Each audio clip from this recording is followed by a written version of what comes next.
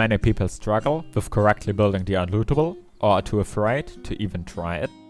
So I designed a simple solo from starter to main base without it that is still super efficient. I based the starter of the base on Evil vs Thrifty Scott, which many consider the or one of the best solo starter bases there is. To build it, start off with a triangle foundation open on one side with a half-height floor frame, into which you will place the TC. Don't forget to lock your TC, as in this stage nothing else will stop randoms from claiming it for themselves. In front of this TC, add a square with walls and a double door to your right. You can use this as your first starting base, which you build on spot in order to farm up enough to build the full starter. From here, expand with one triangle, then one square and one more triangle. Add walls all around, and on the last triangle, 2 single door frames that together will form an airlock. Leave the floor above the airlock as wood to allow us to later expand upwards. As you not only need a base, but actual things in it to progress and rust, we will now add some box storage. This here will later just become a slight alteration of my standard loot room. If you're unfamiliar with it, I will link to a tutorial in the top right corner. After having placed those boxes, you can build the window frame. As if you had built it before, it would make the box placement a pain in the ass. Other early game utility can include a workbench to craft items, a research table to research them, and some furnaces to cook metal to be able to craft doors in the early game. Eventually, you will pick these utility items up, place the 2 garage doors in the core down, and then finish building the loot room. The upper part stays the same for the lower part. Place the horizontal barbecue small box combo to the left, and instead of another one to the right, just a small box to the left. This will leave a gap here, from which you will very easily be able to access the TC. Now to what the rest of the core can look like. A campfire in this corner for extra storage, on this wall with the workbench and a small box underneath. On the other 2 open walls, you can place down a locker.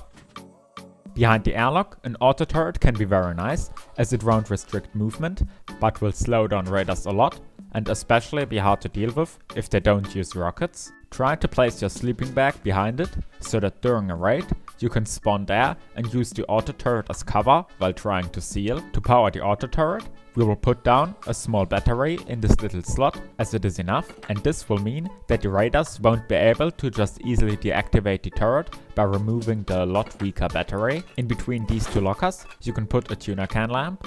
Tuna can lamps are super efficient, as one will be enough to give light for your entire core while barely using any low grade. When it comes to upgrading the base, upgrade all the walls to metal, except in the main loot room and the TC triangle, where they become armored. Also upgrade the 3 floors above and in front of the TC room to armored. The foundation can stay metal, that's not a problem. Once you want to expand, start hatcheting out this floor. It shouldn't be too big of a problem if you left it wood before. Then up here, add a classic double door drop down with a half-height floor that can be used for storage or traps. To be able to use this as your actual entrance, we will need a way up. For this, add a single floor here and then a ramp leading up to it. You will need to upgrade this floor from above, as from the inside it isn't accessible.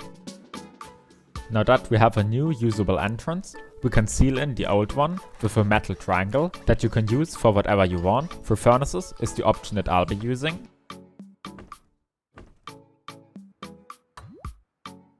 On the second floor, add 3 windows and then the airlock going to the ramp with 2 more walls on the open square. You can also use windows here, but I would use this room as a Dropbox room, so windows would be kinda pointless. For this Dropbox room, I will use my design of a loot room with window that I will link to in the top right corner and description. This barbecue has to put a bit forward, because when you don't do it, you won't be able to access it from the window. Always make sure that you can access all the boxes before you really seal it in, until later it is too late. When placing barbecues in general, it is better to place them with the lid opening away from what you're trying to place it against, as that will allow them to be placed closer.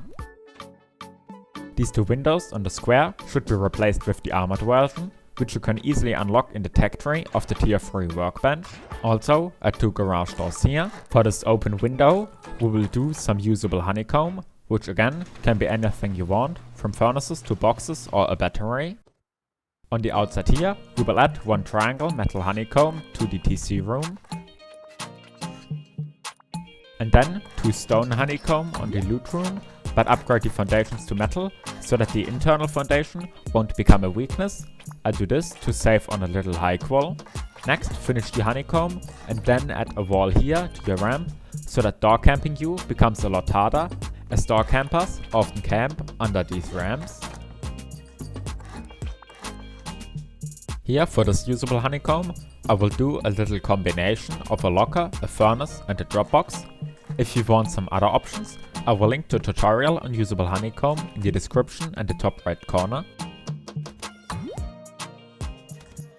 You don't need this double door here necessarily, as it adds nothing to the raid protection. Upgrade these 2 floors and this wall to metal, as they are directly exposed to the outside and lead directly onto the TC. As a little add-on, you can do an auto turret with its own small battery on this floor. If you do this, I would advise you to upgrade the floor to at least stone. If you want an auto turret right next to your entrance, you can add a little pot here that is connected to another small battery. When doing auto turrets, pythons are usually what you will put into them, as they work perfectly with auto turrets and aren't that good to make people spend that much time on gutting them by destroying your turrets. If you place the garage doors facing inwards and don't block them off with another one, you will be able to open and close them from the inside by looking at this roller. Now a quick demonstration of how to raid the space. Shoot 4 rockets onto the roof to open all 3 of these floors. Then 3 more rockets into this corner of the garage doors. And then just 15 into this corner in order to splash the loot room and the TC room open at the same time. This will come out to 22 rockets. Special thanks to Alligator, Batman Spy, Cool Burns, Raj the Builder, Ripsa and Rusty Stonks for supporting me by becoming members of the channel. If you also want to support me, link for that in the description down below. Thank you all very much. For me hitting 5,000 subscribers today, I appreciate it a lot and I never expected my YouTube channel to be going this good. If you want to get more of me, head over to my Twitch channel where I regularly stream me building or playing Rust. Don't forget to join my Discord. Thank you all for watching. Until next time, later!